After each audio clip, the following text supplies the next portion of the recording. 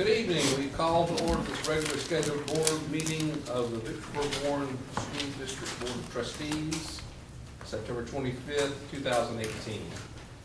First order of business is our invocation, but I believe Mr. Reverend James Archer will lead us in our invocation. Good evening. Good evening. Good evening. Pray with me if you will. Holy and Heavenly Father, our God, come to you this day with grateful and humble hearts. Thanking you for another day's journey. Lord God, as we assemble here in this meeting to discuss the welfare endeavors of the Vicksburg Warren County school system, we pray, God, that you would bless us with more wisdom, more knowledge, which can only come from above. We thank you, Lord God, for this board of supervisors. We pray that you bless them with the spirit of unity. We thank you for every superintendent, every principal, every teacher, every student who's gathered here, every parent that makes up this assembly today. We thank you, and God, we just ask that you continue to lead and guide. Dear God, in our midst, and we'll be ever mindful to give you all the honor, all the glory, and all the praise, and all of God's people say amen. Amen. Thank you, sir. Next item is the adoption of our agenda. Are there any additions or deletions to the agenda? Seeing as none, we have a motion to accept the agenda as presented. I make a motion to accept the agenda. Second. We have a motion and proper second to accept the agenda. All those in favor signify by saying aye. Aye. Those opposed, same sign. We have accepted the agenda, approved the agenda. Next item would be our minutes from our September 12th, August 30th, and our special call board meeting on September 12th. Mr. Chairman, we'll call for additions and deletions to the minutes of August 30th and August 12th, September 12th. Not hearing any additions or deletions, I move that we approve the minutes as written for August 30th and September 12th. Second. There's a motion and proper second. All those in favor signify by saying aye. Aye. Those opposed, same sign. Ayes have it. Superintendent's report. Well, we have had an active month. Of course, part of that will be a follow-up from our wonderful projects. We're so excited. We're seeing some progress, and of course, our first bid is going to be addressed tonight. A couple things that I would like to address. First of all, we have a group of fantastic volunteers, and they are our River 6 team from our AmeriCorps. Would y'all please stand? I know you already got your shirts on. Everybody can tell you are. But we appreciate them.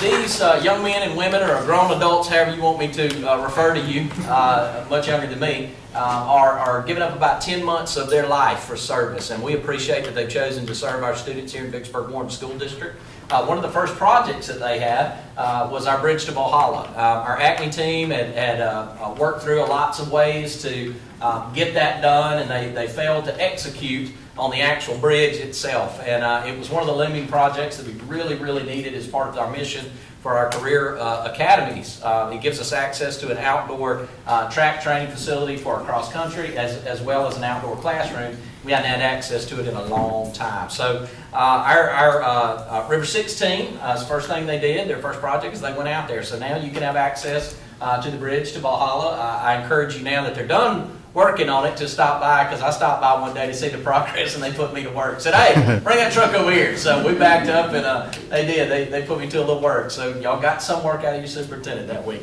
But we are so thankful for your service, and thank y'all so much for coming. So thankful for you coming by.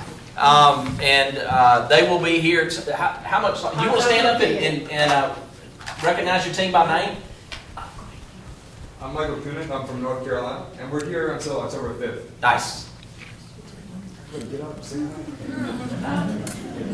DJ Boyd, and I'm from Kansas. Hi, I'm David Thomas from North Carolina. Ray Sullivan from Connecticut. Thea Zidek, Wisconsin. Kat Bailey from Texas. Dakota Graham from Pennsylvania. Kaylin Kaiser from Kentucky. Jai Wilson from New Orleans. Cecilia Wood from Maryland.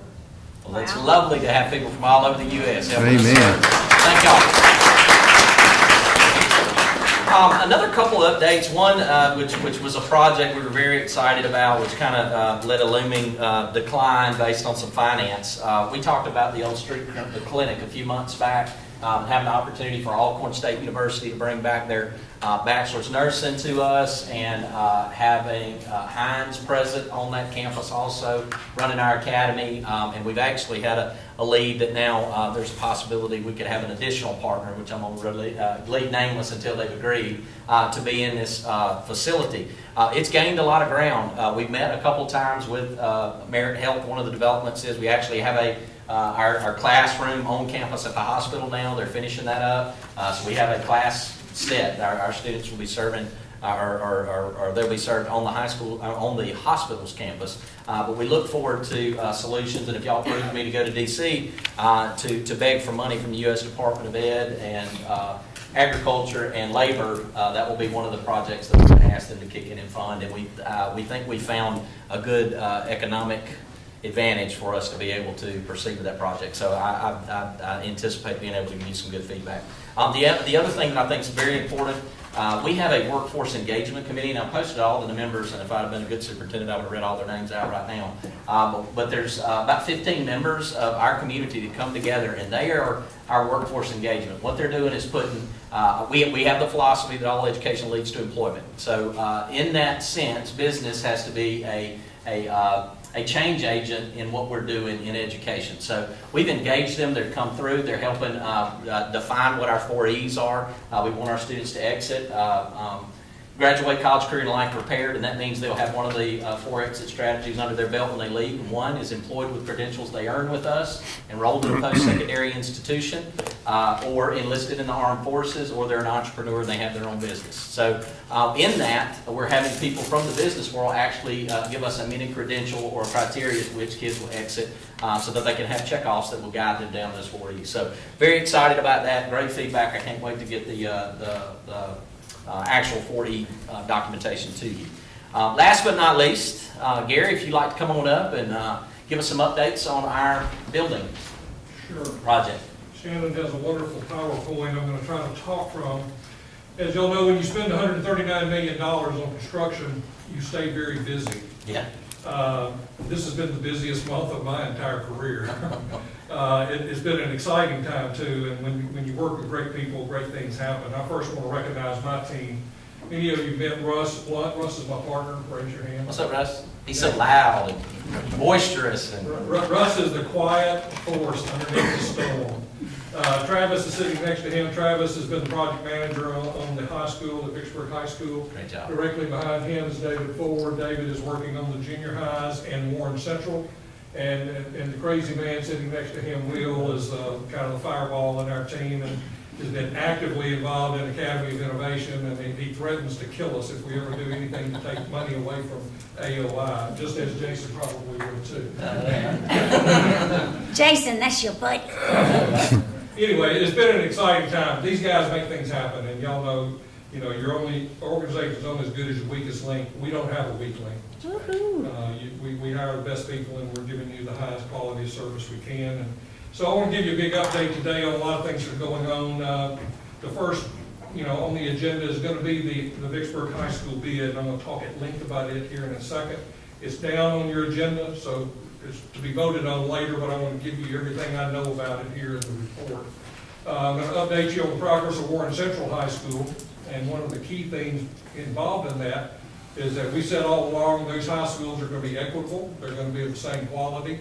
So I want you to know when we do anything at Vicksburg, I want you to know what's going on at Warren Central, because they both have to be wonderful, and they both will be wonderful. I'm going to update the high school athletic projects and give you a lot of detail on those. A whole lot of work has happened on those and will in the next 6 to 8 weeks. And some updated images and information on the Academy of Innovation. Everybody's fighting to work on the Academy of Innovation because it's just such a rare project, and keeps us very excited. Okay, let's talk about Vicksburg High School. As you know, when we met before, we had some challenges when we opened bids for that project. And we had one bidder who bid on the project. And that, as we stated before, that normally tells you one of two things. Either contractors are very, very busy, or the project was so complex that it scared some of the people from bidding on it. And I think both of those are true. It's it's a $37 million project. Not everybody can do $37 million projects. It takes certain kind of contractors, and even though this project has some wonderful front glorious images to it. It also is a dirty project with a lot of infrastructure, a lot of interior things that some people get scared off of. Anyway, we had one bidder, and that's just kind of the way the public bid goes. You put it out for bid, and those who were interested bid. Luckily, we had a great contractor who bid on this who was not afraid of it, and that was Thrash Construction. But the project came in over budget. And as we discussed last time, is that, we've got to live within our means, and I'm going to go through with you how we did that, but we've been able to successfully negotiate some changes to that project to get us where we need to be to, in my opinion, and I think Chad will reinforce the administration's opinion, to be able to award the project and stick with our new market tax credits and not be able to risk losing them, because we need them to make this project successful. So I'm going to go through that. One of the key things is our total budget is right at $37 million for Vicksburg High School. That's counting new market tax credits. So those are funds that you have available to award toward that project. Well, the low bid, the base bid was 39 point, let me get the accurate number, 39.682. And even though there's several statutes that deal with negotiations, the most conservative one says that you can negotiate up to 10% of your budget. So if you look at that base bid, if you look at your funds available, we could negotiate at $3.7 million out of the base bid to get us where we need to be. That's exactly where we got to. And I tell you, it wasn't a by chance thing. It was a lot of hard work. The contractor bent over backwards, and I'm going to give you the summary of the things that we had to adjust to get to that point. There's a couple of alternates that need to be awarded because they're part of the negotiations, if that makes sense. For example, we had bid as an alternate the kitchen equipment, but we have to award it to be able to make some changes to it to get it in budget. We would have to have bid it separately if we hadn't done that, so that was important that we award, and when you see that in a minute, you'll understand. The other one that we'll be awarding as an alternate is the audio enhancement alternate, and that basically is a substitute for intercoms, cameras, and security. It's all integrated into one system, and it was a very, very nominal increase over the alternative. And what you get is one of the most sophisticated pieces of technology in the education business today. It is a sole source, and that's the reason we bid it as an alternate, to compare against the alternatives. But it'll give you the best security that money can buy from a documentation point of view, but also from knowing what's going on in your building. And if you don't mind me interjecting, and that's the product y'all looked at the National School Board. Those of you that were there, that had the high safety zone, police, the security. Teacher's got a Yes. And every child now with a hearing impairment gets to have an equitable opportunity to because listen. every room's mic'd.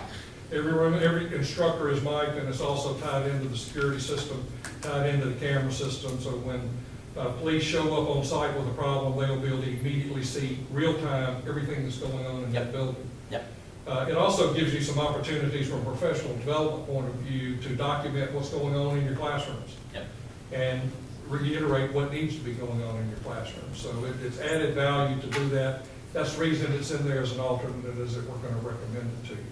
So we're going to recommend award of the base bid, and that's in your recommendation letter, by the way. The base bid and those three alternates, and the negotiations that it takes to get us to our budget. And I've stated here in that last item, and it's critical to your motion at a later point, is that this award is contingent upon closing all of the new market tax credit issues. And there's another month worth of paperwork that has to go through to make all of that work. So just as a safety valve, is that until those are done, we're not done.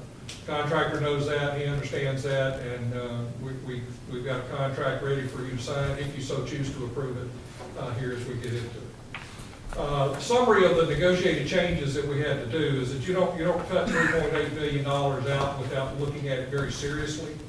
Yes, there were a lot of little nickel and dime item things of changing wire type and things that saved $10,000, $15,000. But we had to make some substantial changes, and one of them was changing the volume of the forum, which is the main space that goes through the building, without changing the front entry portion of it. because we said that that image of the front of the school was critical, so we maintained that quality. You'll see the renderings a bit in a minute to verify that that's being done. We've kept the width of the form all the way through the building, just like we presented before. It's just not as tall in places. It still expands the dining area. You'll still be able to look down over into the dining area from the forum. You'll still have those nice big grand stairs where kids can socialize and gather. So it does what we wanted to do. We just had to sacrifice some volume to do it. We had to simplify the kitchen somewhat, and that really was quantity really of storage of cooler and freezer. I will tell you, it'll be as nice as any kitchen in the state of Mississippi. It's just not as nice as we wish we could have done.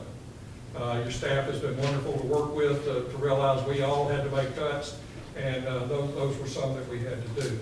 The gym addition was an interesting one. You know, we're expanding the end court of the gym to add more seating into there, and we're still doing that. We're adding a new lobby, we're adding new concessions, we're adding new toilets. We've just redesigned it to make it a little simpler and not quite as grand as it was. And one of the things that we changed, instead of having like 300 seats in those fixed bleachers, we've got it down to about 100 of VIP seating. And it's the same way that we're doing it at Warren Central, by the way. And that's one of the reasons it enabled us to look at it, because we knew what we were wanting to do at Warren Central. We're doing it the same way at Vicksburg High School. So you'll still have seating at end court. And I would suggest it not be student seating. Let's look at it as a VIP seating area, because it puts you right on the court in really some prime seating areas. So we still have those seats available. So what's the total seating capacity? Gosh, I don't know what it is existing. I'm sorry. I mean, like after when the new, I mean, We're just really adding a little over 100 seats to well, it. you're adding 100 seats to it. Okay. Yeah, it's not really a big change in seating. Okay. And at Warren Central, we're really not changing it. We're reorganizing some of it to give us the added space for lockers that we need. Mr. Bailey, on the number 3, Yes, sir. where you have the commodes, are you redesigning? Are you keeping what you have? Or are you going to do something different? It's a little bit of both. The downstairs toilet is a recently renovated toilet. I think it was women had to go upstairs, and that's not acceptable. So we're adding a new women's toilet off of the lobby to go with the existing men's toilet that's already there. Okay. So instead of building 2 toilets, we're building one and keeping the one that's already been renovated. Okay. Mr. Bailey? Yes, sir. Are we gonna be, the handicap accessible? Excellent point. Yes, sir, we're still providing the new entry that says gymnasium. There still is a handicap ramp going from the parking to that. So you'll still have a ceremonial entry, and it is handicap accessible to get you to that lower level lobby. Excellent question. As well as the rear entry to the building, even though we're modifying some of the signage and things at the back, we're still keeping that as a ceremonial entry, and we still have handicap access there as well. Those are some things that are still being worked out. We've got them documented. Another change that we made was the student parking area. Currently, all of the parking wraps around the band hall. We're keeping that in place instead of doing some substantial work to it. It's in fair shape, and it's something that we thought we could save some money. And then the minor items that I talked about earlier were really just some small ones. The big item was volume, was the gym changes and the kitchen changes, and that's what got us to the 3.832 items of negotiated changes to get us where we need to be. Next.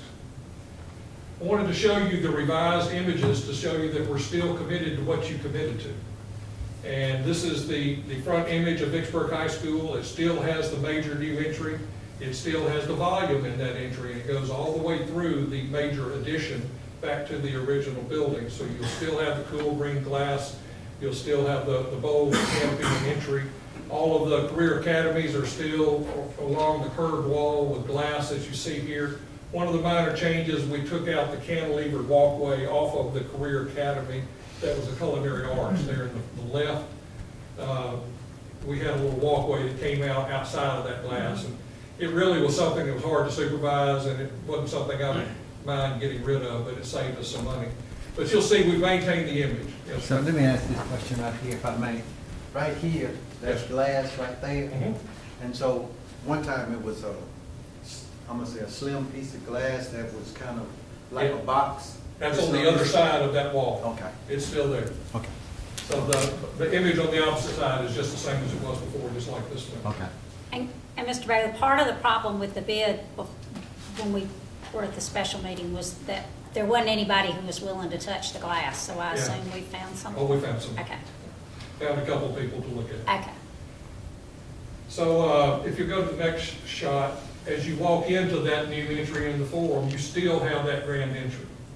You still have the volume, you still have the excitement of the colors and the glass that opens not only to the exterior, but to the interior spaces. Your entrepreneur's lab, your school store, your credit union are all located right off of that forum space. So the mall will still operate, no differently. Just than- as it always does, you'll still be able to see the steps at the end of that view that, as you go a little further.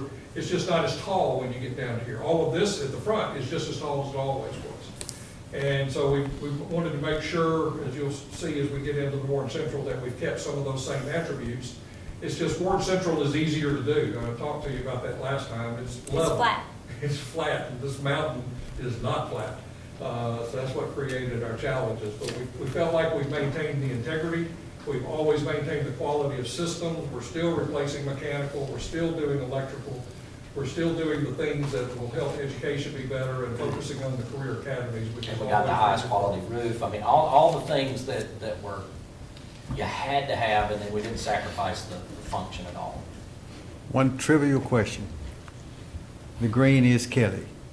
It's actually two different colors of green that we're using. One is the pure green, that whatever your school color is. Kelly. Kelly, and then we've got some other that's slightly different than that, so it differentiates between the two. Coach Ellis will keep us on point there Uh, too. He always There's a informs whole me stack when of I'm people keeping me. the wrong informed color about green. Any other questions on these changes that I've talked about? Chad made a point, is that we had saved another $500,000 in changes, but they weren't good changes. It's like roof. We could have gone to a cheaper roof and you'd have paid for it in 8 years in problems.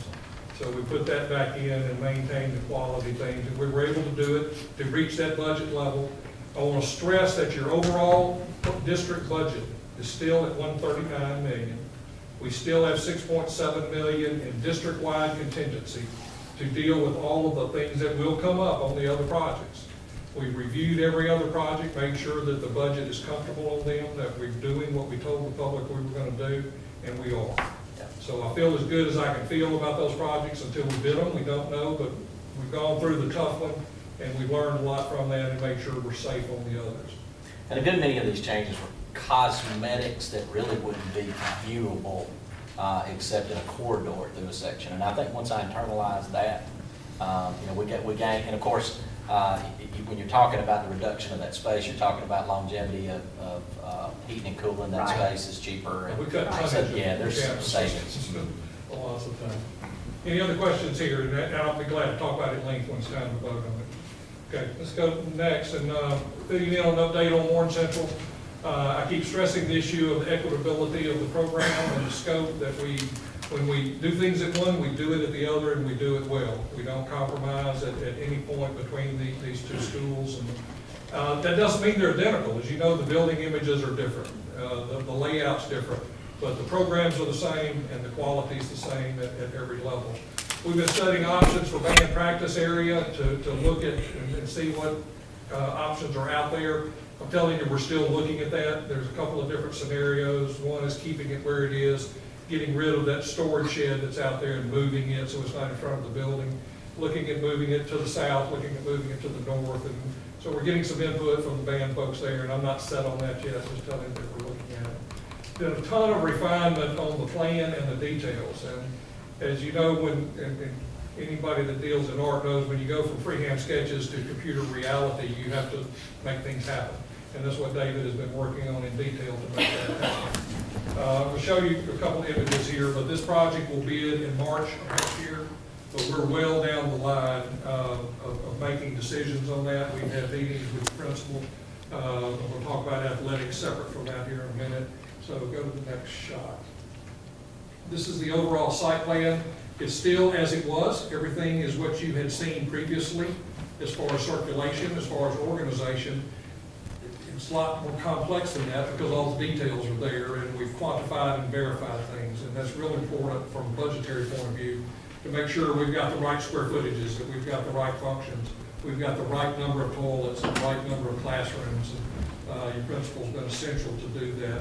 And, you know, the athletic project's integrated in with this project, so the bus loop goes right beside the athletic project. So we've got a lot of coordination that we've got to do there, and that's been ongoing as well. Okay, Shannon. The overall floor plan, I won't go through it because it's what you had seen. You see the purple in the middle is the Agora space, which is similar to the forum space. One of the things that I'll tell you that we're looking at there is using some blue laminated wood structure in that building to differentiate it from Vicksburg High School, just changing some texture and some finishes, similar volume, similar spaces, similar widths, identical functions off of it. But we're wanting to make sure we deal with equity again. And one of the things that luckily in the negotiations at Vicksburg, we had talked about a computer repair space at Warren Central. Well, we had forgot to put that in Vicksburg High School, so we're able to work that out as we were doing the negotiations.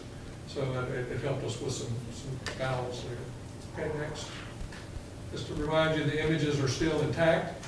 We've done a lot of refinement to it to make the plan balance the images and the aesthetic of the building. And it's coming together very well, and I feel confident you will be as pleased with this as you were with the Vicksburg High School. Talk about athletics. Was there any questions? Yeah, I just want to make one comment within that, and kudos to the team there, because when you work with a client, and I said, I want them to be distinctly different, but I want them the same.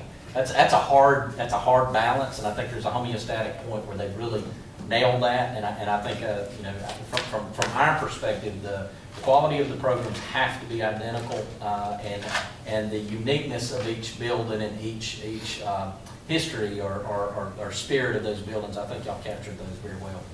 Just kudos to y'all for that work. All right, the athletics, as you know, is a separate bid package, and we're wanting to be at both high schools simultaneously so that it makes it easier to maintain that equity. And for example, if we have one brand of turf at one high school, we'll have that same brand at the other high school. That helps with maintenance, it helps with a lot of things, and but we're bidding them at the same time, but we're doing it in two phases, and let me try to explain how that is needed to be done. You've got seasons that are related to athletics, and football always starts in August, and baseball always plays in the spring, and of course they all play year round, but their competitive games are at certain seasons. So the first phase that we're talking about, phase one, is going to be the turf and tracks at both of the football stadiums, which include soccer obviously, and the softball and the baseball stadiums. Just the turf and the tracks that are part of those projects. The main reason is when football's over in December, we need to start tearing up sod. And we need to have that grass, that artificial grass, back working come August. So that's the reason we're separating that by itself. Another thing is from a liability point of view, you want these guys bidding together. So the underground drainage for the turf is related to the turf. The stability of the dirt is related to the stability of the turf. The same thing on the track. The base underneath the track has to be stable before you put the surface on it. So you'll have one bidder bidding those items, and that's what they're used to doing. It'll give us the most competition and the best cost savings in doing that. So we're planning on bidding that here and awarding it in December and starting work in January on that phase one. Phase two will come out in spring, and it will be everything else, which is scoreboard, field houses, fencing, bleachers, lighting, thank you. And that's primarily related to, it's really a lot of the baseball items. I skipped one. Phase one has 2 starting and finishing dates. Baseball doesn't start till the baseball season's over.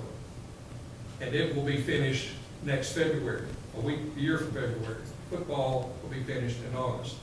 Phase two is all of the other items. It will also go out for bid in the spring, like some of the others are. And they will be integrated in. You're gonna have 2 people working on the same site at the same time, but they're doing different things, and they're clearly delineated as separate. We'll get much better bids that way. You'll have general contractors bidding on buildings and bleachers and lights and things, and then turf people bidding on turf and track. Okay, next slide. This is your overall picture of Vicksburg High School. We had shown you a lot of preliminary sketches earlier, and they're still intact. We're still doing exactly what we said we were going to do as far as flipping the home bleachers to where the visitors are currently. We still are gonna have brick walls around the outside of it. It's still gonna have grand entrances in it. We're still doing a competitive 8-lane track. The visiting bleachers are where home is now, and they're basically staying as they are. You'll have new concessions and toilets, and, for example, the concession toilet building is identical to the one that's going on at Warren Central. They're literally identical buildings. They fit in different places regarding their sites, but their functions are identical as far as numbers of seats, and toilets, and concessions. You see the baseball stadium here. We had a great meeting with both baseball coaches and your athletic director today. As you know, Warren Central's field is a fairly developed field. Vicksburg virtually does not have one. So we're really starting from scratch there. It was an exciting meeting. Both of the coaches were very cooperative and working together, and each wanting each to succeed until they play each other. Yeah, of course. And then they want one to win and one to lose. But as you know, we're putting turf on the entire infield and down the sidelines from the foul lines out. The fences will be similar. I mentioned before, because of the tightness of the site at Vicksburg, you're going to have some tall outfield walls, kind of some green monsters, if you will, similar to the Boston Red Sox. Fenway Park.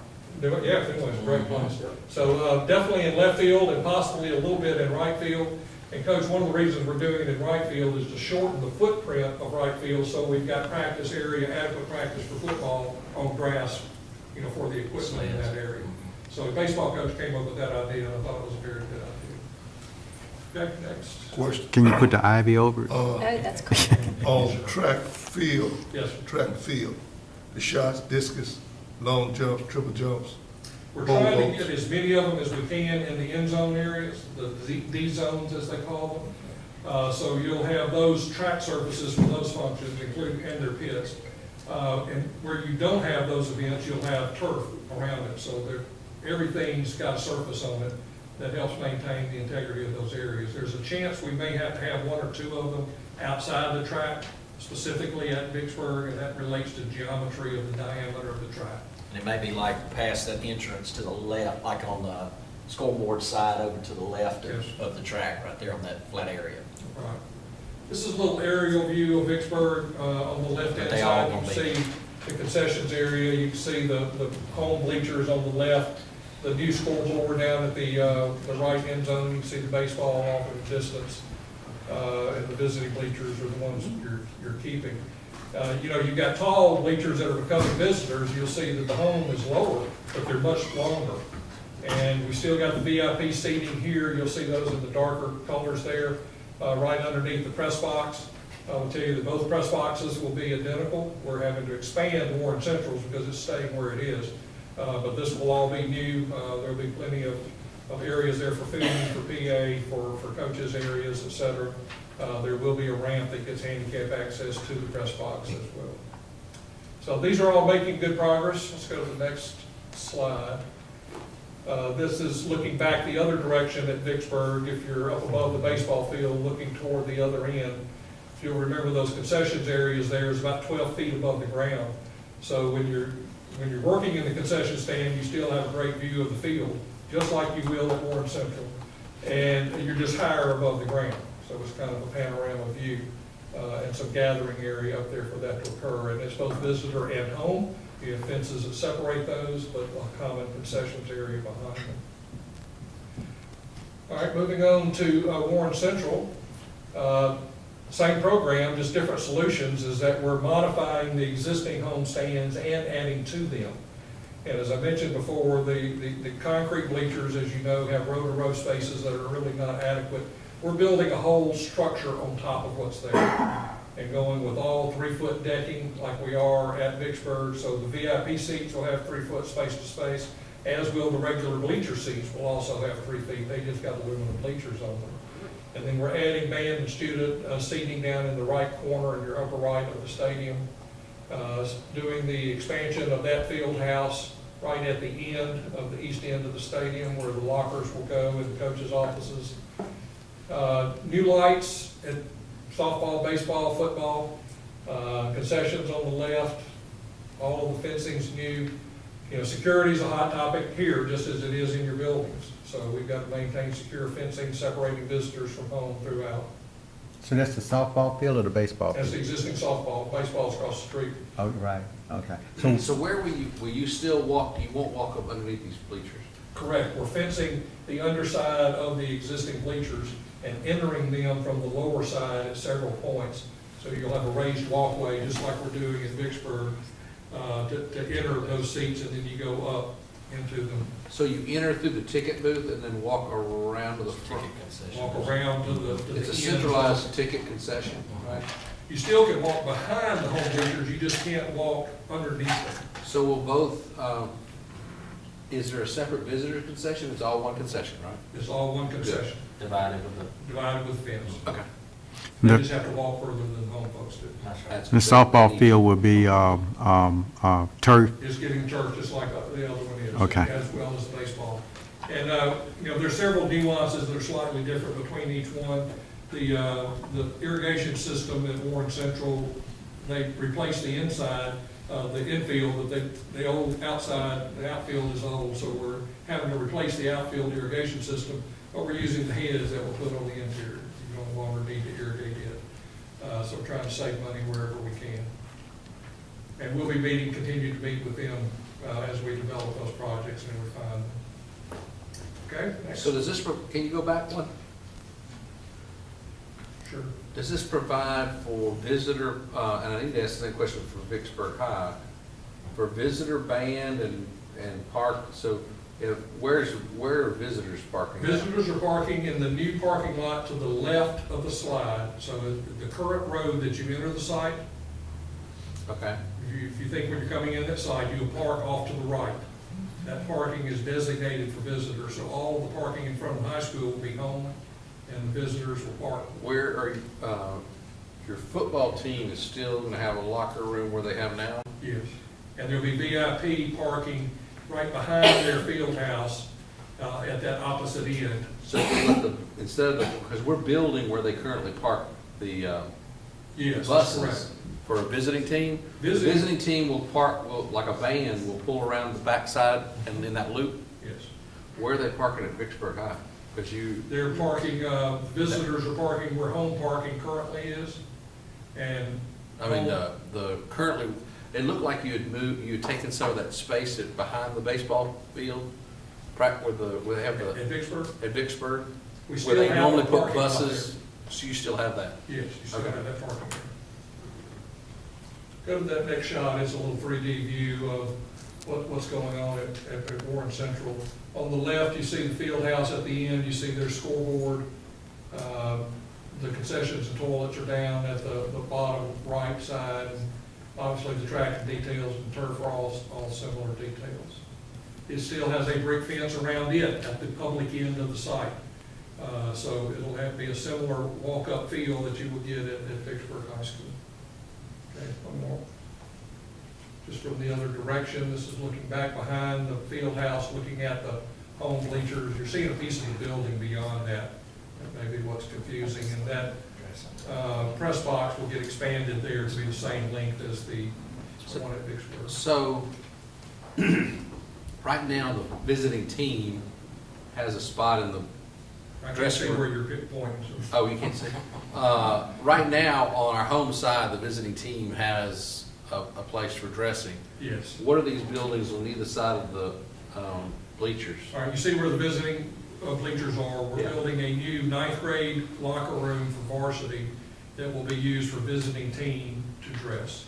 So the visiting team is dressing next to their bleachers, totally separated from home. They won't go over here anymore. It's gonna be bigger than Madison's, because just so you know, Madison's is embarrassing. I For the mean, visitors, yeah, it's really embarrassing. I mean, it'll have a place for them to hang their stuff, but it won't be as nice as what's going on in the home varsity. no, I realize that, but I just want to, I mean, literally, I think the one in Madison is half the size of this room, and 80 kids go in there to change. But the only thing about it is you don't want your visitors to be comfortable. They'll have a place to hang their goods and go to the restaurant. All right. Come out with a few leg cramps, you know what I mean? Yeah. There's an NFL There's team. always the advantage, home field advantage. There's an So, but is that NFL also team used for the where ninth grade locker then? rooms, hot tank. Okay. That's what makes it happen. So what's the other side is bathroom, is that another set of bathrooms there? What is that? On the visitor side, again, I can't see. Yeah, the left to the, Where the current concession Where the current slides back. concession- Those are stayed, even though you know, there's very few there. So most people are gonna go around to the concession storage building, so there's visiting toilets there. And you're replacing those? We're greatly expanding at the new concession storage. No, building. you're replacing those. No. Have you been in them? Again, visitors don't need to get too comfortable. Correct. Okay. They won't be comfortable. They won't be comfortable. We're gonna They've paint got them, nicer toilets around the corner. Well, there's trees out back, I'm just saying.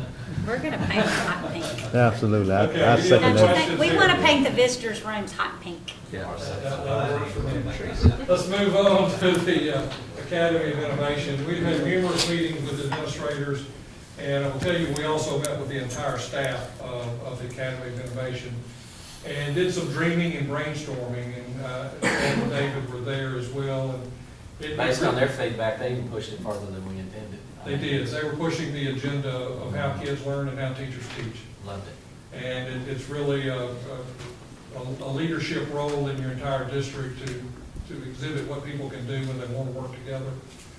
Their attitudes were wonderful, and we pushed their agenda some. And I'll talk about that here in a second, but they've all had great input. I've had several of them email me, they're wanting to meet, they're wanting to talk, they're wanting to brainstorm, and we're going to give them every opportunity to do that. I'll show you a couple of the updates, but it's scheduled to advertise and bid in February. So we're getting down into the details on it. It'll be a very busy Christmas break for us. This is the site plan. In the upper right-hand corner is Mission 66 running north and south, and the existing drive into the junior high is running left and right. So the building is in that piece of grass right across the street over here from you. And it occupies that full piece of grass, but one of the things that we've learned in the programming is that we needed a little more space for PE, for band, and music. And those were some things that were under-programmed originally. So it's added a little space. It also gave some solutions that we think are pretty exciting because it allows us to move down the hill with some of the functions. As you know, gymnasiums are taller buildings, so you've got almost a 20-foot elevation change from the upper level to the lower level. It also allows us to solve some site circulation problems. As you come in, the entry there, you would go to your right for car pickup and staff parking. And they drop off at the lower level of the site and enter directly into the, what in blue is the public area. That's the cafeteria, kitchen area, and it's also the PE space and music, and I'll talk more about that. The pink areas are your academic areas, and if you remember before, we had 7th and 8th grade separated in 2-story buildings. We still have that. You still have your new administrative area. You still have some very sexy things going on at the front of the building that I'll talk about in a minute.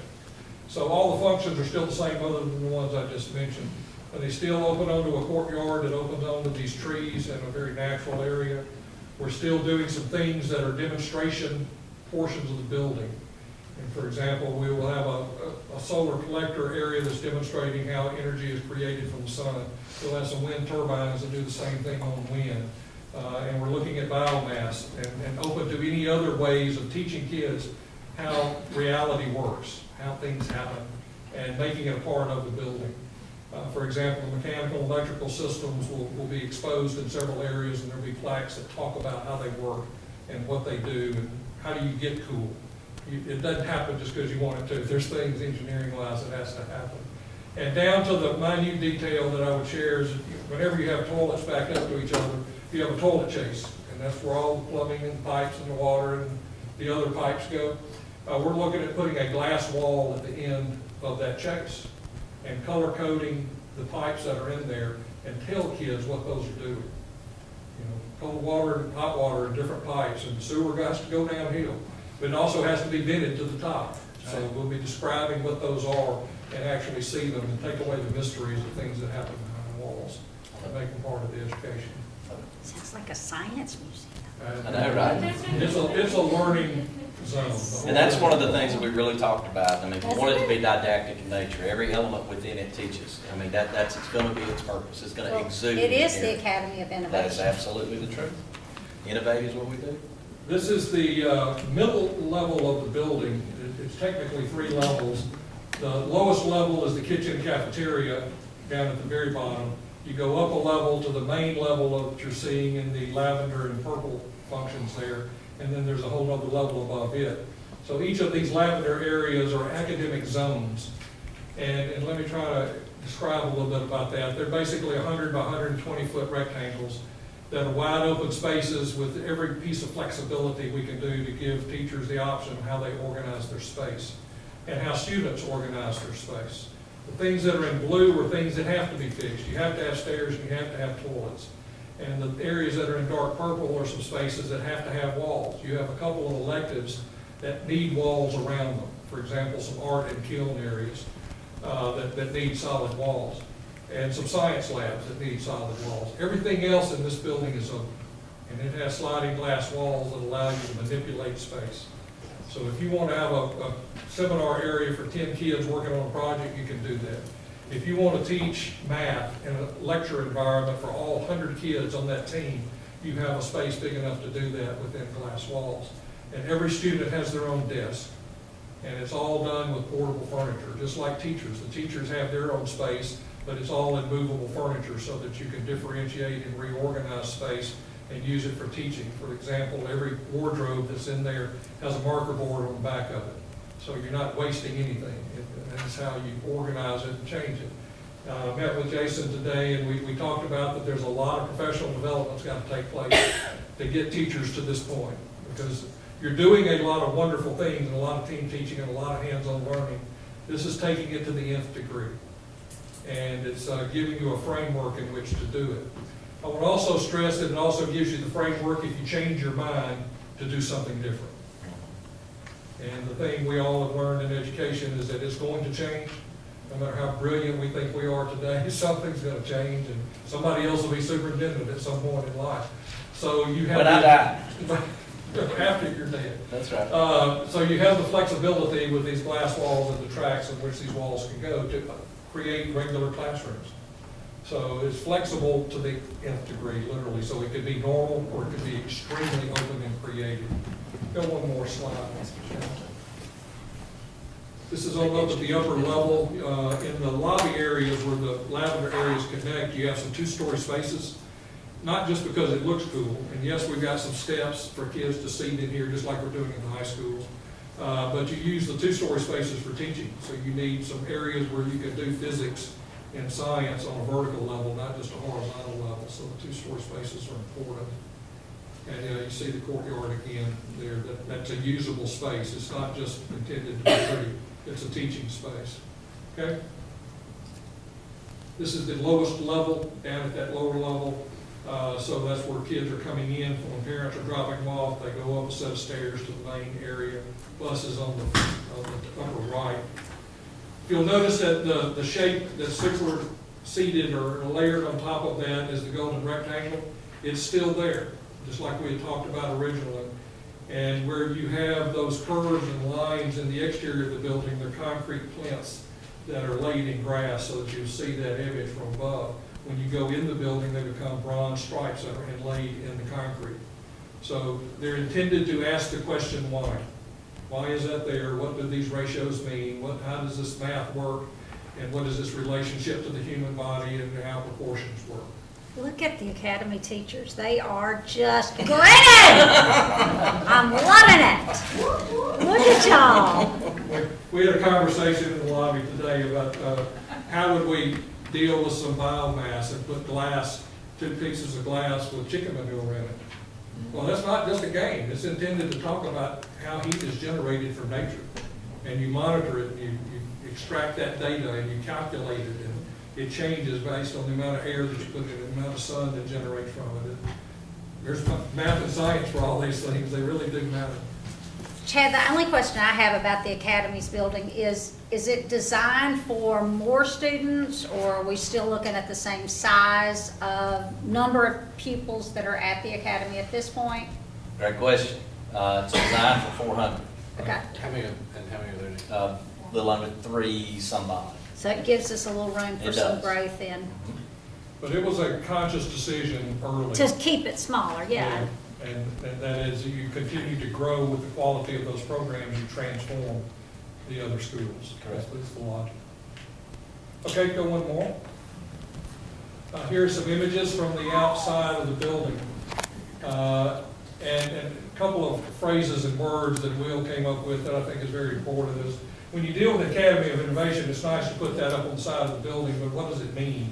And Will went back and researched the nature of the term of what does innovate mean.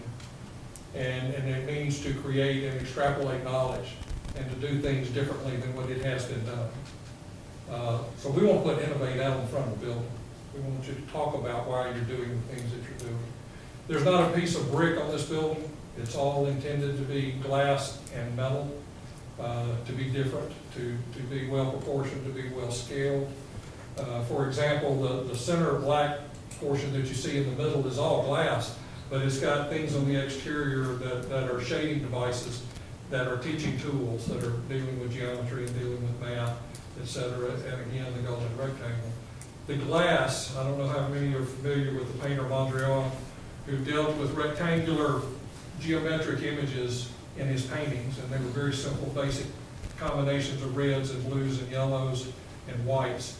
We're wanting the glass to actually represent Mondrian paintings and be able to talk about not just math and science, but art and English and language and all of the things that kids learn from. And Mondrian did that for a reason. It was part of a proportional system that was in his brain, so it can be used every day. And there's more of those that we're wanting to explore. Let art be a teaching tool, just like you're letting math and science be teaching tools. You see a lot of glass, and each of the glass is different. East-facing glass is different than north-facing glass. It has different shading coefficients to it. It has different things that buffer the light, where the north-facing glass has no overhangs because it has no direct sun. And it's the most wonderful soft light you can create is from a bold piece of north-facing glass. So it's an exploratory zone. It's probably the closest you'll ever get to a children's museum for 7th and 8th graders. And people from all over the world will be coming to this building. Yep. I added this here just to show you that all the other projects are in line. Nobody's going away. We're working on the junior highs as we speak and making sure we're doing what we want to do, and we'll be showing you those next month, some images of those. Beaumont and Bovina are right behind it. They're all scheduled to bid in the spring and early summer. South Park, Redwood, and Warrenton into the summer. Grove Street next fall. And then on into the following year will be Dana Sherman and the intermediates, as I'm calling them. And then we still have some separate re-roofing projects that are intermingled toward the end of the project. Just to let you know, we're still there. I mean, they haven't gone away. We've just set our priorities and we're scheduled and we're working toward it. And if you so choose to award this project tonight, you're going to make a huge step forward. You know, we're already working on 2 roofs. Contractors are buying materials. They're going to be stacking it on site at Beechwood and the junior high at Vicksburg, and you're going to be seeing those things happen very quickly. And actually going to have a credit coming back. Chad, I haven't told you about this, is that there's part of the building that we're wanting to incorporate in the new construction, so we don't need to re-roof it right now. So we're going to save some dollars that we otherwise thought we were going to spend. I've talked too long. You have for me. So we lost our observatory there. No, we haven't, and that's a great question. Jason and I were talking about today. At one point, we were looking at it as a physical built part of the building. Where I'm leaning today is to look at an observation deck on the upper portion of the main part of the building with rails around it, but a physical access where you can go there and take a good telescope and not invest the money in an enclosure of it. I think you'll get much more bang for your buck. You'll still get elevated out of the light from the lower levels. It'll still enable you to do it at a much cheaper price, and you have a great view from up there. So where are the solar panels going? I didn't see, so where They're were going to be on the south wall of the courtyard, the public space there. They're going to be facing south. They'll have angle on them as they're appropriately supposed to be. They're really demonstration. We're not intended to power the whole building with them. But you are using the power? We are using the power and calculating it and demonstrating the difference between wind turbines and what solar is. And you'll calculate the wattage differences on a cloudy day versus a sunny day. And the turbine that we're investigating and will acquire is going to be one that you're not going to see anywhere else in the It's a state. pretty cool piece of art. So I can't get my solar flower? So it's Your solar flower? I'll show you my solar flower. We'll have to talk about it. Yeah, I want a solar flower. Okay, yes. Do you have you ever seen? I have no idea what you're talking about, Go look it up. but I'll listen well. Okay. Any other questions? It's beautiful. I'm staying for your agenda item later. I appreciate you very much. Thanks, Mike. Great work, team. Great job, guys. Y'all did a beautiful job. It's very That exciting. concludes my update. I know that was a long one, but I think it was well worth it. I know, I right? enjoyed it. So since I used up all your time, let's just go ahead and get it back by approving everything on the agenda and we'll move on, right? I appreciate you giving me my time back. All right, so, next on the agenda is our financial report from Ms. Burke.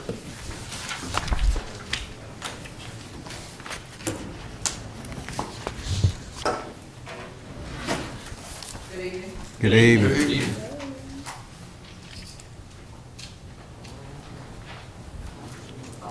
With this particular board presentation, we're gonna have some updates on the 2018 close, and then I'll give you some preliminary numbers for the start of 2019. We've implemented a new financial system. And what we're trying to do is develop reports that will be meaningful to you, you all, and actually have a little bit more transparency across the board. So with the new system, we're hoping to have new and improved reports for you guys. And with the expectation that with the October board, we will have closed our year and you will have new reports. That is my hope. The bank reconciliation so far has been reconciled for June, July, and August. However, since our books are still closed, we won't give you guys the final reconciliation of those accounts until the October board. But these are included just to give you guys an idea of where we are until we officially close the books. But as of today, they're balanced. All of our accounts are balanced for those 3 months. Okay. If we continue on with the 2018 piece of it, we have our statement of cash flow.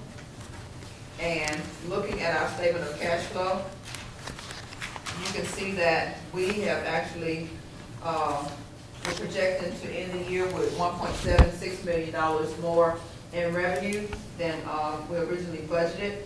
And the big drivers there would be the E-rate money that we hadn't anticipated getting that big portion of E-rate. And then the other part of that is we're getting a lot more in our savings, in our checking account than we had originally budgeted. So that's a plus. And then we got some money in from our proceeds from the QZAP. So when you look at all of those, overall, we're at $1.76 million more in revenue. However, when you look at our expenditures, we actually came in over our expenditures by $500,000, and a lot of that is overtime and things that we can't predict. We have athletics and various things where we can't really predict what that overtime is going to be, or you know, when we predict salaries, if we hire somebody in the middle of the year, what have you, changes in various positions, what have you, will affect personnel, and we tried to offset that by minimizing our AP. So the net effect of our expenditures was about $500,000 over, but that gives us year-to-date projection to end the year with $1.2 million. And last month, the board approved using $1 million of that to fund projects for the upcoming year. So when we close the books, we'll roll that $1 million into what's already been approved as projected projects. So it'll be a net effect of 0 for the board. Okay. Moving into 2019, we have started the year, and with our revenue, we have collected 8.1% of our revenue for the district maintenance.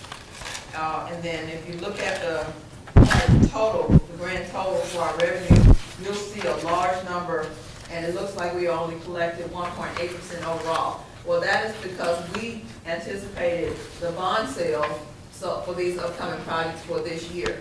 So we added that $120 million of funding for these projects. We added that into our budget so that we will make sure that we're on target for selling bonds, collecting whatever funding mechanism that we have in place to keep the projects going. Next, we have our expenditures. looking at our expenditure for district maintenance, so far for the year, we have spent $9.4 million, 4% of our overall budget, and that's for district maintenance. And grand total, we've spent 12.6 of our actual 2019 percent of our 19 budget. Would like to just get you an answer to that question. No, man. Keep moving. That is my financial report thus far. I'd like to make a motion, we approve the financial report. Second. We have a motion to accept this financial report. All those in favor signify by saying aye. Aye. Those opposed, same sign. Ayes have it. Amended budget. Yes. Next on the agenda, at the end of each year, as we close our books, we have to bring back to you guys, the board, and ask you to approve any changes or amendments that we have to the budget. During the course of the year, although you approve a budget, during the course of the year, we get more revenue in, and we adjust revenue budgets based on additional revenue that we get, especially in our student activity accounts and various accounts. So we adjust the revenue based on revenue that we get in that was not originally budgeted or not originally anticipated. So as we adjust the revenue side of that, we also adjust the expenditure side to make that a part of the expenditure budget and make those dollars available for people to be used. And at the end of the year, as part of our close process, we bring back to you guys an amended budget so that you can approve the amended budget for the previous year. And in front of you is my amended budget. All right. Any questions on the amended budget? Do we have a motion to approve the amended budget? I'd like to make a motion that we accept our financial officer's report on amending the budget. A second motion. All right, so we have a motion, a proper second, to accept the amended budget. All those in favor, please signify by saying aye.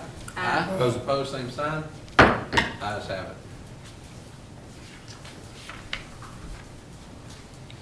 All right, next item on the agenda is our consent agenda. We have several items to pull for discussion. And so first item to pull is G2, G4, H11, I1, I3, I6.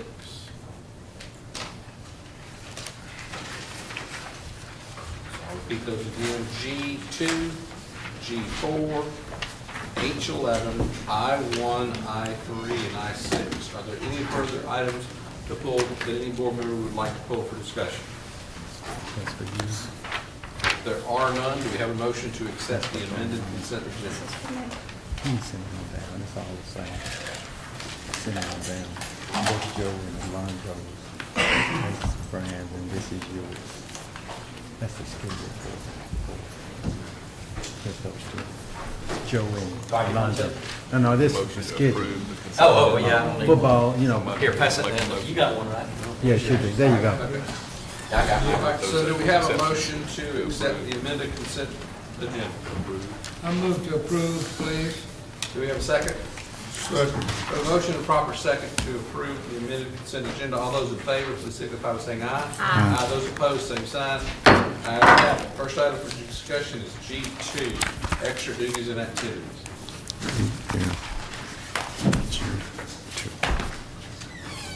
Yes, sir. Thank you, Mr. President. Bless you.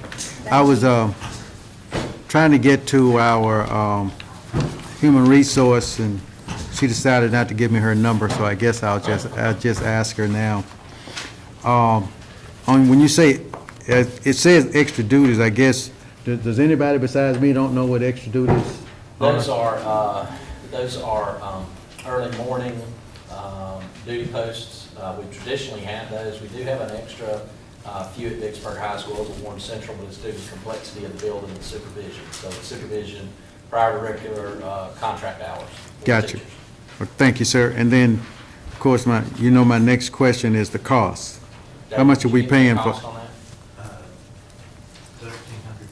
$1,350, which is what we pay for that A year, Yes, sir. for the whole year? Yes, sir. Thank you. Yep. For each one or total? Each one? Each Each one, one. each one. Okay, thank you, sir. Yes, sir. I'd like to make a motion, we accept G2, please.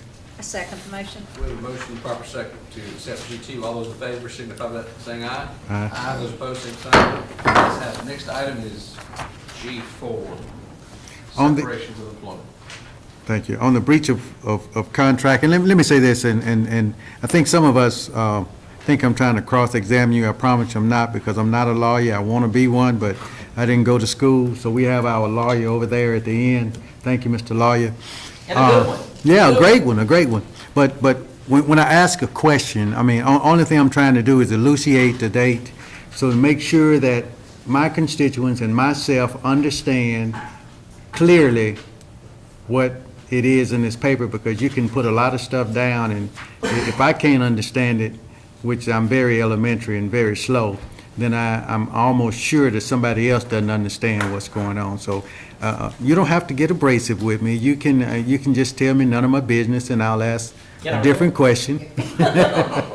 But I just want to know, because, like, one thing was said was a site circulation. When Gary talked about that, somebody probably like myself didn't really understand what he was saying, but it just went over our head, and we said, okay. So, with that, don't think I'm cross-examining you. I'm merely asking a question for understanding, I promise you. I want to make sure it's clear. With that, on the breach of contracts that we have here, how does it affect us or them? And isn't it somewhere in the law where we could, if we wanted to, for a year, do something to them or something? And that, those, I will clarify that on the breach of contract. That's a breach of contract that they've signed to report to duty. Anyone that does not, I can't specifically I talk get that. about I get these that. folks. But in general, if someone were to not show up and perform their duties at the time, or someone chooses to breach that contract on their own will for no good Whatever reason, then what our response is an ethics violation, of course, and we have to notify MDE, and, not specific to these folks. I get that, but just a breach Yes, is, a MDE breach will is pull a, their license for a year. okay, that's what I thought. Okay, thank you. That's all I have. I I have like, two questions, Mr. Chairman. While we're on coaching, do we have any coaches that are paid supplements beyond the scale? No, sir, any coaches that we have or whatever your board approved, that I'm unaware of any that get paid outside the scope of what y'all approved. So in other words, if a coach has a master's degree in 20 years, he's paid the same as a teacher with a master's degree in 20 years, plus his coaching supplement for extra hours? Absolutely. Okay.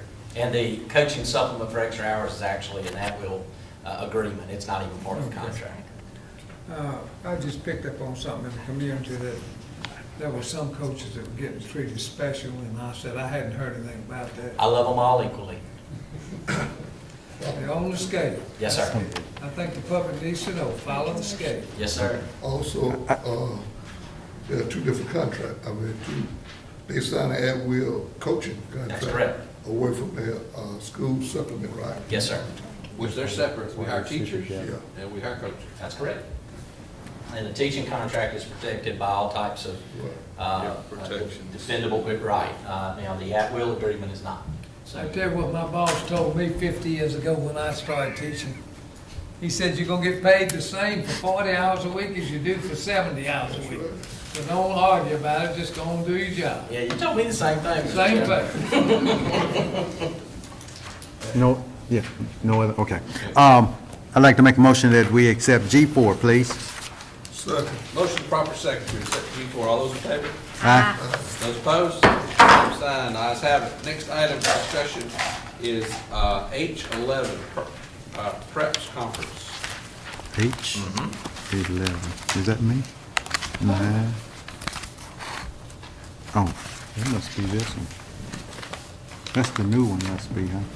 Oh, yeah, okay, that's the added on. Do we just, I see the total cost is paid by the district. Yes, sir. Is the total cost on all of this, I guess I either missed it, of course it came in today, but do we have a total? I see the the meals, and is this the, whatever comes up on this paper right here is the total cost? Yes, sir.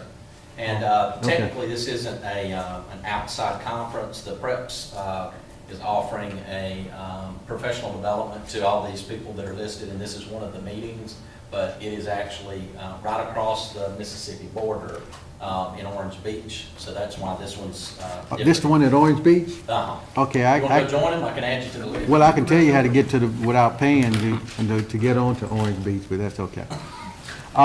With that, then I'd like to make a motion that we accept H11, please. Yes, sir. Is there a second? A second the motion. There's a motion, a proper second to accept H11. All those in favor signify by saying aye. Aye. Those opposed, same sign. Ayes have it. Next item is I-1 VHS musical contract. Only question, the only question I have with the I-1, sir, Mr. President, is normally when Warren Central has one of these musical contracts, and I didn't see it in here, the person that's setting up gets paid for it, but I didn't see it here, so I just want to make sure what we do for one, we do for the other. Yeah, and that's those duty supplements. Yeah, right. I just didn't see that. I think what I'm talking about is, Okay. we asked to see those ahead of time, and we approved the Warren Central's contract last month, but we haven't approved any of the supplements, have we? Can we get those before the? How about the next board meeting? Okay. Okay. Okay, so that'll be included in? Yeah, those would be in addition to That's this a particular. different, to the that's next not one. part of this contract. Correct. Oh, okay, so, This is only for the production company and the two performances and This is the. production materials. This is to actually execute the play Copyright. itself, but This yeah, is- there are Okay. additional. but they will come, Cost both of them will come in at the personnel. same with all the, okay, I just want to make sure. Okay. So 'cause we'll I- have those at the next board meeting? Yeah. Okay, thank you. Okay. Well, I don't need to, I'll just approve this then. I'd like to make a motion, we accept I-1, please. Yeah. Is there a second? Second. Motion, proper second to accept I-1. All those in favor signify by saying aye. Aye. Aye. Those opposed, same sign.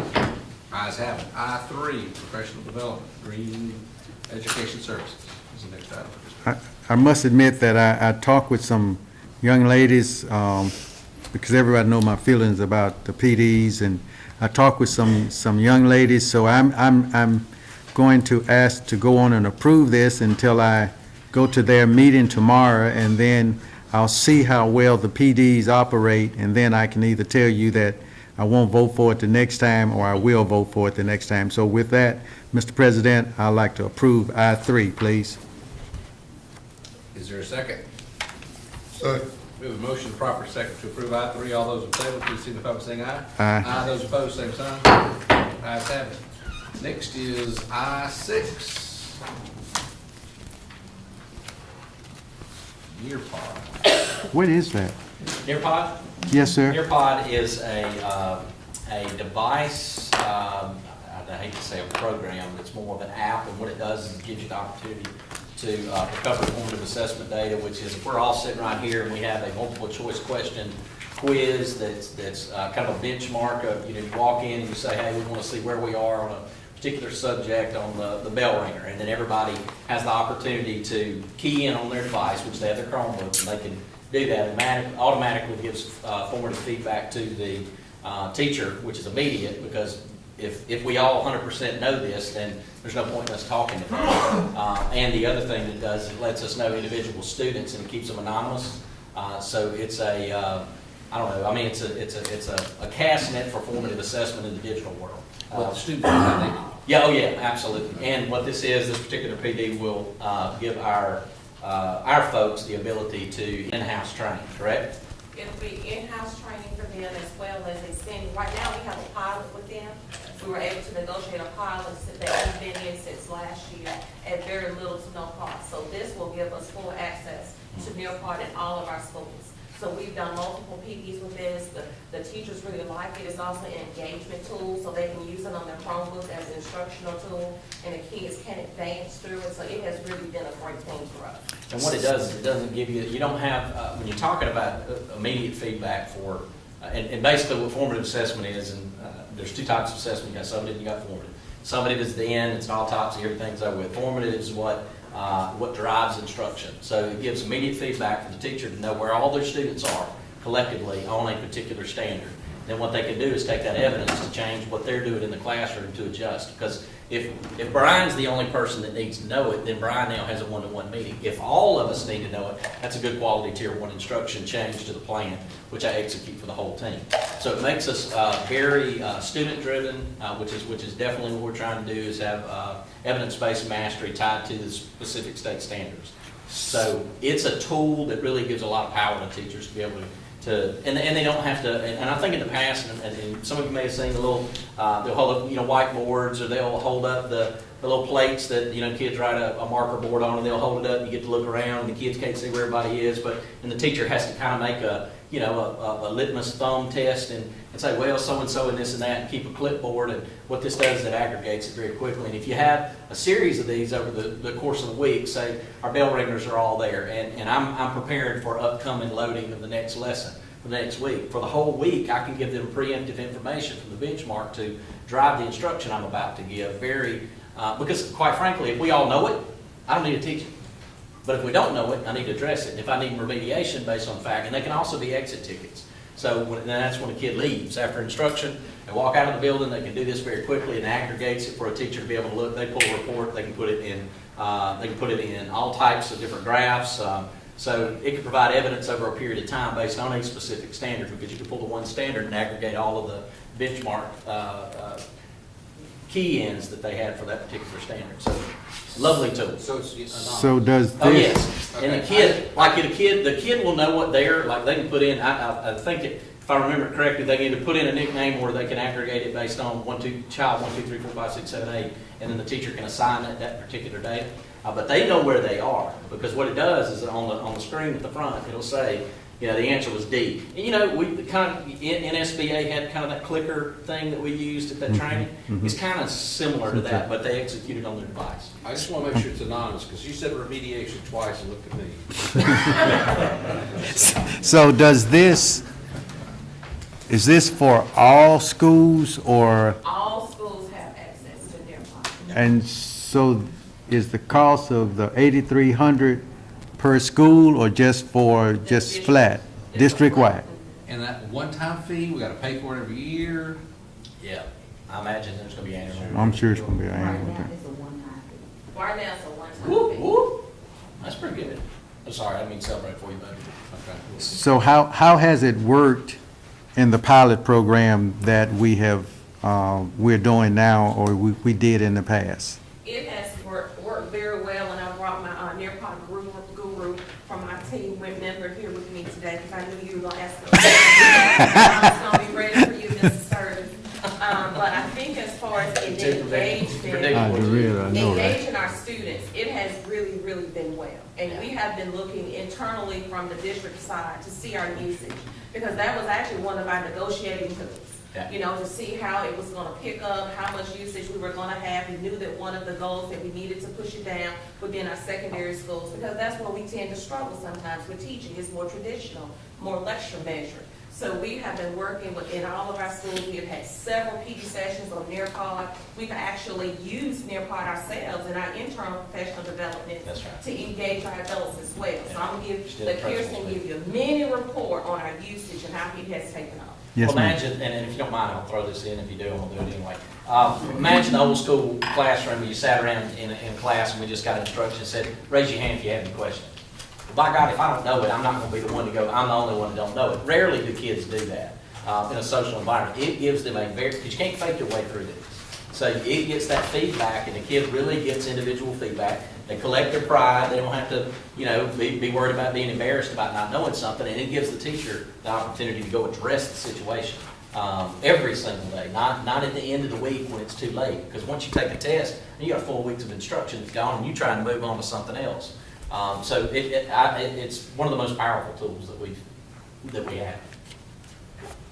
Based on our district reports, Nearpod has 6,501 lessons total as far as on the elementary side. And of those 6,501, since we started our pilot last year, our district has used, on the elementary side, we have used 4,000 lessons. And that is a combination of lessons that teachers have used that are already made in the system and lessons that they have created on their own. We're averaging about one lesson per week per teacher. And we are also, as far as assessment wise, like you were saying, Mr. Shealy, we have about a 87 passage rate on the assessments. And on the middle school and high school level, we have 5,591 lessons total that come with Nearpod. And of those 5,000 lessons we have used on the high school and the middle school level, we have used 3,042. And a good number, about 42 of those are teacher-made lessons. Again, we do have a better passage rate in middle school and high school, I think strictly because of engagement. And they have a 89% passage rate.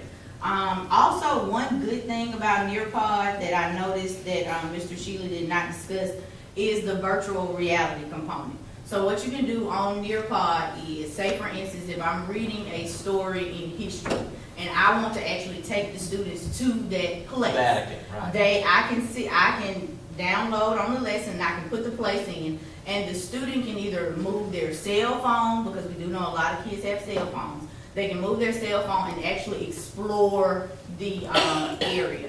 Also on the computer, if they move the mouse, it moves the same way that they were to move the cell phone. And it actually places the child in that location. With science, we have 3D models, so the students can actually, they don't, because a lot of schools do not have the labs. If you get a brain, we can cut open the brain, actually see the inside of the brain, see the brain with the blood flow, different things like that.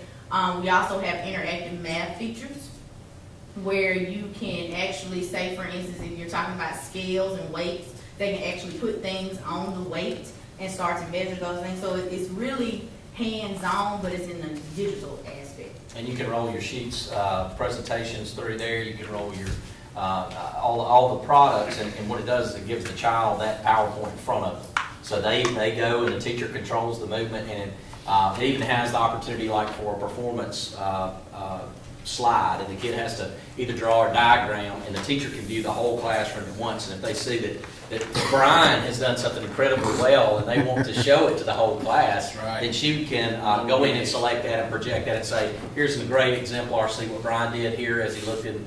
So all that work really, it just provides so much information and a valuable in a digital world.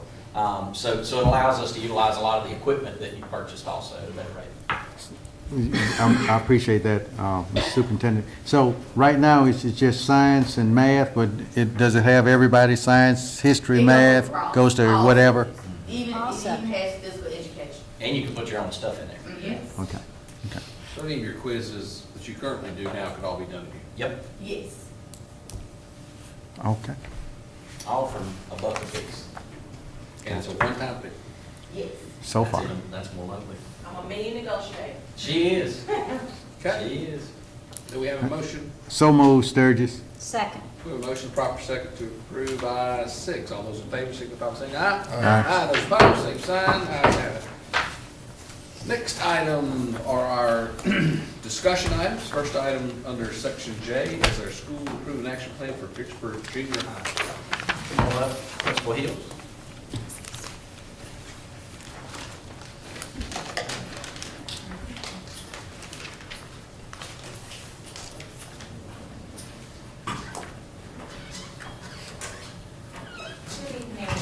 Good evening.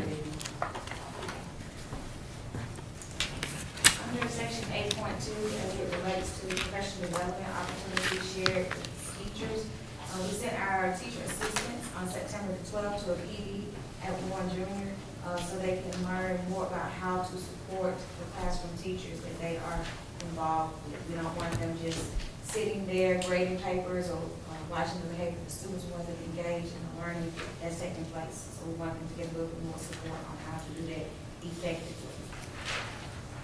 A little further down in that section, as it relates to technology, we are getting updates for pricing options for news ELA. That we've got that taken care of, so that we can have that very shortly for our teachers. And we're also exploring USA test prep so that the teachers will have additional resources for standard-based questions. Under assignments, we've done some adjusting to the SPED schedules. Our SPED students are expected to take the same test as all our general ed students in April. Sometimes they don't always get the exposure to those grade level standards that they need in order to be successful. So we are increasing the time that some of our SPED students are spending in the gen ed classroom, but they will still have the support of the SPED teachers while they're in there. Under adding additional personnel, we are working with Dr. Little and the young lady by the name of Ms. Smith, so we can add the creative writing course as an elective option for our students. Our writing scores showed that we needed additional support in the area of writing, and she will also be working with them on grammar components. Also listed under that same 8.2, receiving additional support from our ELA math and science specialists. You have the dates there that we received ELA support, as well as the dates that we have received math and science support since the last school year. Okay. Also have the dates under section 1.4 for our school leadership meetings listed there. And we are asking our tested teachers to meet twice a month as a department to discuss different things, how things are progressing as far as teaching the standards, what strategies are working, and how can they be better supported by the administrative team. We have the dates listed there when they met. Under section 5.2, as it relates to data, we took our first IRA diagnostic at the end of August, and we have the results there. We had 40 students who scored level 4 or 5 in reading. This is 7 and 8 graders combined. We had 51 students who scored a level 4 or 5 in math. And when we looked at the score that the students made in the spring and compared that to what they made in the first IRA diagnostic, we have 85 students that have shown growth in ELA and 83 students who have shown growth in math as of the end of August. Under section 1.1,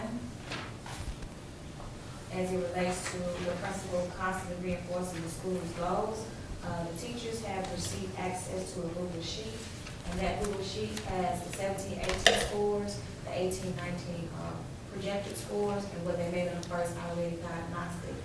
We were scheduled to have our first advisory session today, and they were able to use that Google Sheet to guide students through a series of questions as far as, what did they make in 17-18, what is my goal for 18-19, what did I make on the first IRA diagnostic, am I progressing towards my goal, and if not, what standards am I lacking in being able to get to my goal. When we looked at the IRA diagnostic data, we saw that vocabulary was an issue for us, comprehension of literature and informational text was an issue. In the area of math, we had numbers and operation, algebra, measurement, embedding, and geometry. So we will be working with our district C&I team to get us additional support in those areas for our teachers so they can pass on those students. As an administrative team, we have conducted 71 observations since the last time we met. The C&I team, between the group coming in as a group and the individuals that are assigned to us as a building, they have completed 7 observations, and we have had 2 teachers to conduct peer observations within the building. Professional development wise, we had sessions with our teachers on McKinney-Vento, the roles of our SPED teachers, data overview, the counseling on the SRO roles, teacher response to level 3 and level 4 infractions. For ELA, we had teaching on read aloud, scaffolding, close read, and social studies. We also had PD on doing close read. Under section 2.2, as it relates to professional development, we share the information with our teachers about our PD for our early release date that is tomorrow.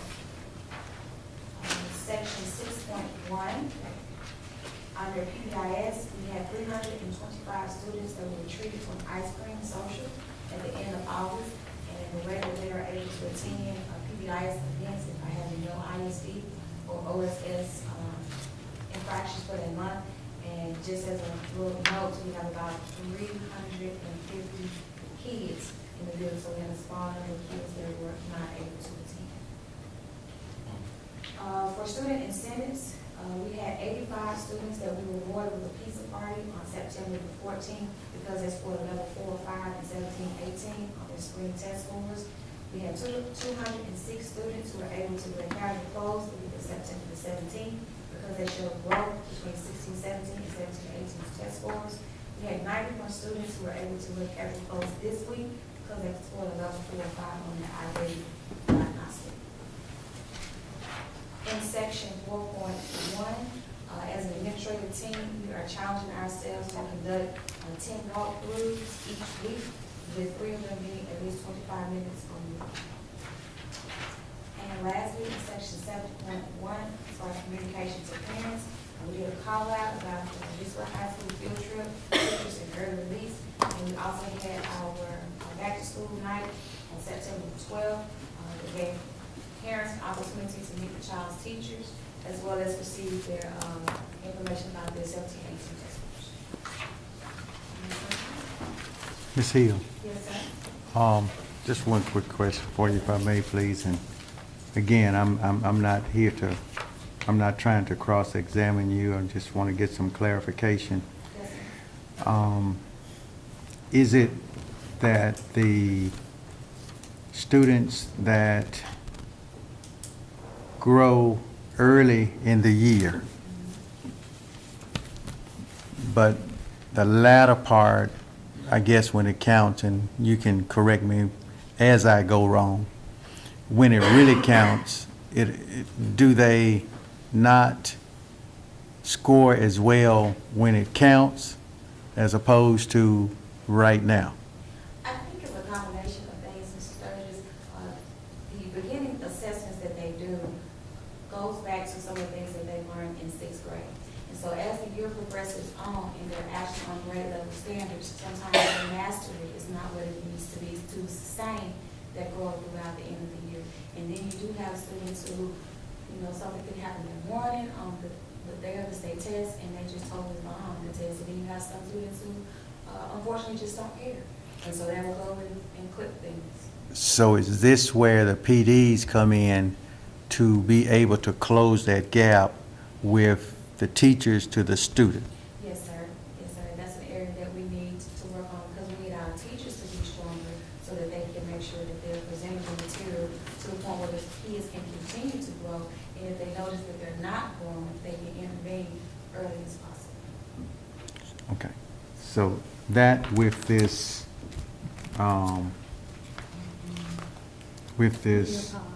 yeah, the prod, thank you. How did you know I was looking for it? Thank you.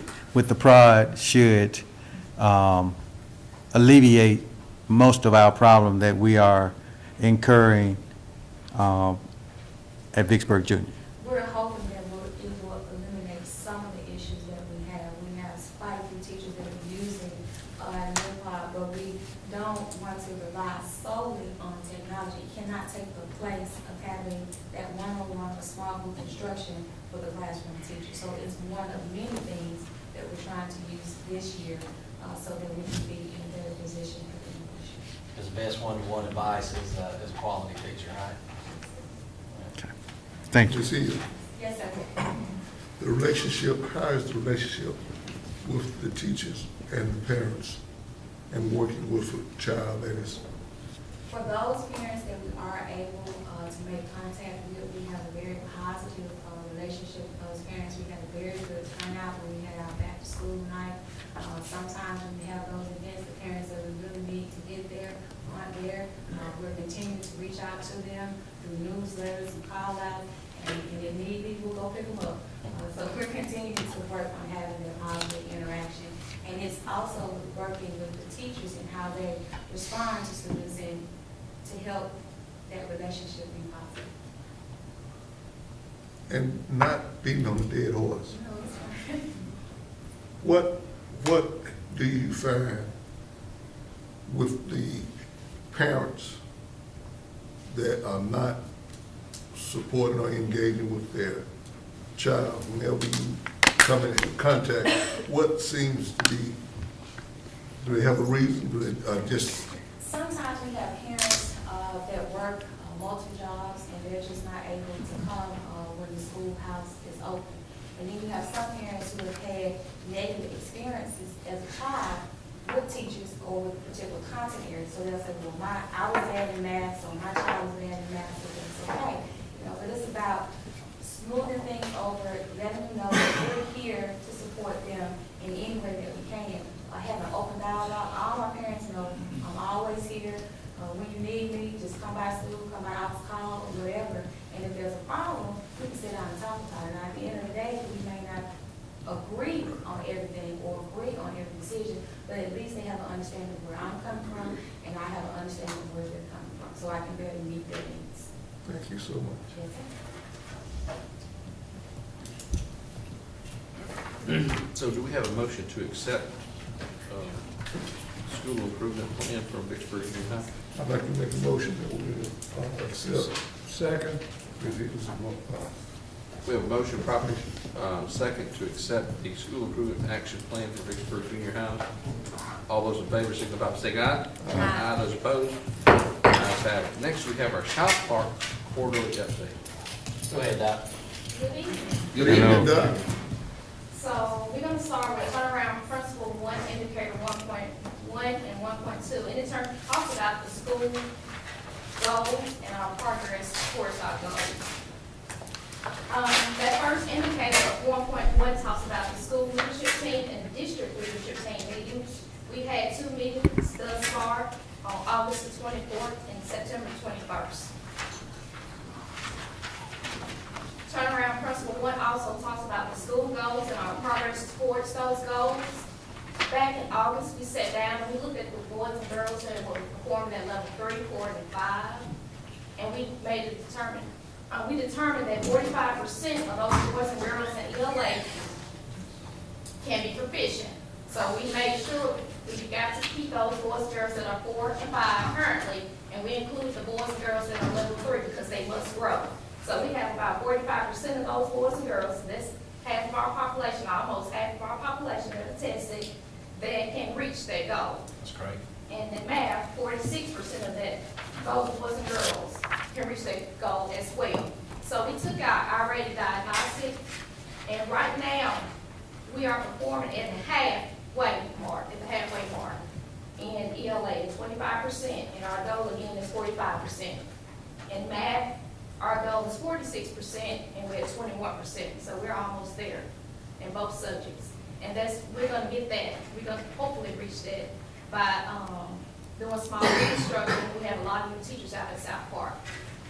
And I must say that we did increase 44 points out at South Park.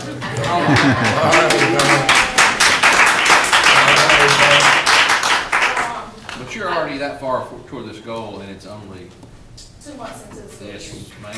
Boy, she said that so positively. 2 months. That's how far. That's what I'm saying. 2 months. Looking at turnaround principle 2 and 5, it talks about plans for providing professional development for teachers.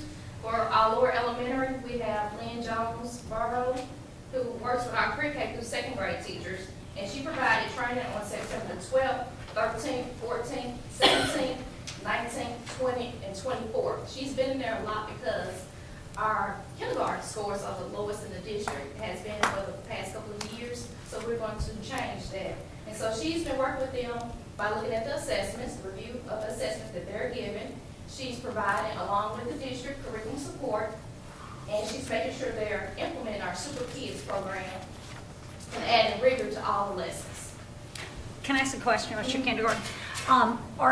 Since you have South Park has the lowest grade, so are your kindergarten kids who did not do pre-K 4? Do you have the lowest number of those as well? So maybe they haven't gotten the background? I'm just trying to figure out your demographics. So both of my kindergarten teachers have been replaced. So it was instruction. It wasn't the kids. Okay. Turnaround principle 2 and 5 talks about professional development again, and so the Kirkland group is in the building for math and ELA. Our math goes, we did reach them last year. So we did look at ELA. We did not drop tremendously. I think it was a 1 0.1% decrease. So we're using our funds, our title funds, to support ELA, to grow up those boys and girls in ELA, even though they didn't drop tremendously, they're at standstill. So we looked to see what they were struggling in. So Charter Plan is providing that support, and they're focusing on the writing. I heard Ms. Hill mention writing across the board is a weak area. So they're focusing on that writing, making sure the teachers are teaching writing every single day, not wait until January, right before testing, start teaching writing. Turnaround principle 2 and 5 again. We talked about the upcoming and recent professional development opportunities. On tomorrow, we have an early release day, and they're scheduled to receive math training for fine arts, CTE, gifted education, and early education. So the teachers, my math teachers and my fine art teachers will be there at that training.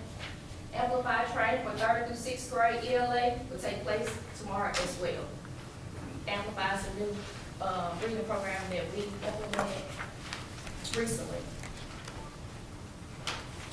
Turnaround principle 6 talks about the culture and climate of the building. We have a special area celebration that will take place October the 5th.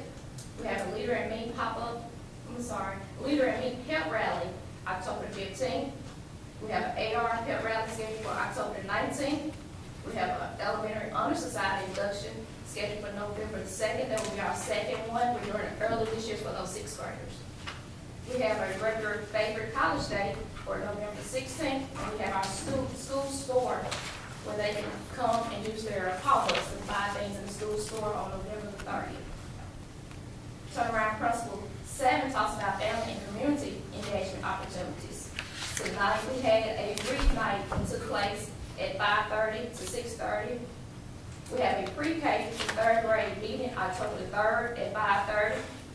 We have our math night October the 30th at 5:30. And we have our STEAM night November 27th at 5:30. Turnaround principle 5 talks about the staff and student attendance.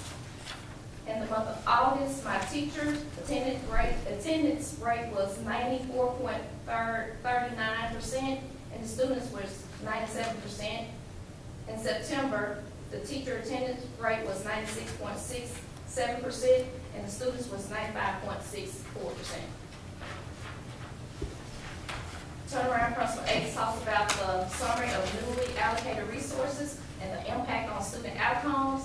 And again, our FY18 Title I funds were used for iReady, AR for K through 4, our summer reading books that the boys and girls received during the summer before they left to go home, and some pick them up this summer for our new students, and additional Chromebooks and tutoring. Only question I have, and it may just, it may not, what's the district average for teacher attendance rate? Do we know? I have no idea. I can tell you, we can pull it off of, I was just wondering, it seemed like August, must have a lot of teachers just got back to school and whew. weren't We ready. had one out for maternity leave. that was going to be my feedback. That'll do it. Because our teacher attendance, it's tied to FMLA issues also. So when you start talking about unforeseeable surgeries and pregnancy, and we do have a large population of females, so they tend to have family You don't have to come. Right. So we try to extrapolate those numbers I out understand. of the attendance. So, That's all I need to know. Doctor, let me ask you one question, if I may.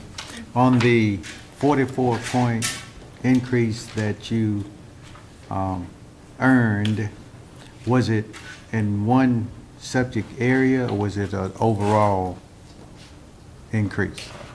So, in math, we had a huge jump in math and in science.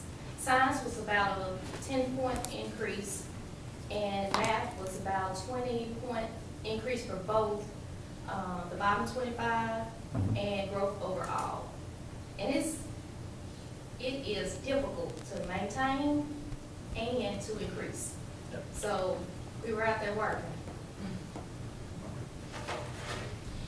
yeah, because when you talk about those scores, it's not like it's not like silo where you get to store up and add to it. Every year they dump your silo and you start over. I've tried to find your school. I'll eventually get there.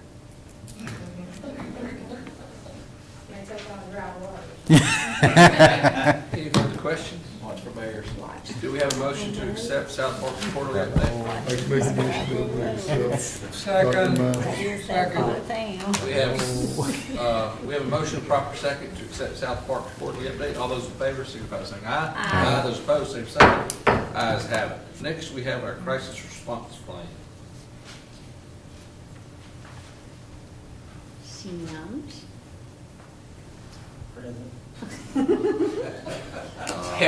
Every year, each school has one of those, and we update. I will say the most recent adjustment has been our wildlife critters on campus. So we've had a couple bear sightings, so we have added that to our plans. You didn't need to tell Gary that. Now he's gonna jack up the price on something. So I will. No plans to arm teachers because of the bear, right? Oh, absolutely. Okay, that's all I know. So do we have a wildlife person now?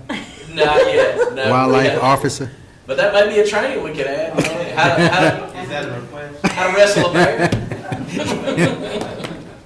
an alligator. Yeah, that's right. Catch an alligator. So there are no additions, deletions, and I didn't read it, so is there any additions? Okay, It was only okay, one page, okay. Jim. I know, right? I still didn't read it. I'd like to make a motion. We approve. Sims plan. Thank you. We